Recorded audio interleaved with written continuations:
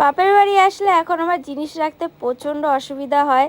বিয়ের আগে যেখানে যা রাখতাম সেইগুলো আর আমার নেই, এর জন্য এখন অনেক অসুবিধা হয়ে যায়। তো এই বাড়িতে এসেছিলাম, কিছু কসমেটিক্স তো সাথে নিয়ে আসতেই হয়, না সাজলেও এইগুলো এনে রাখি এমার্জেন্সি যদি কোথাও যেতে হয় এর জন্য।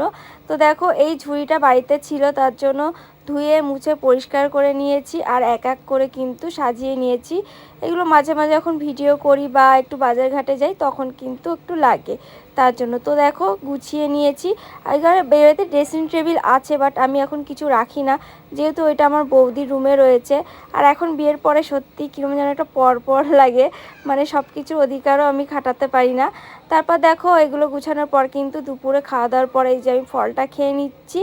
আর কমলা লেবু খেতে তো আমার দারুণ লাগে, আর এই সময় কমলা লেবু নাকি খাওয়া খুবই ভালো, তার জন্য আমি পেয়ারা কমলা লেবু সবই খেয়ে নিচ্ছি।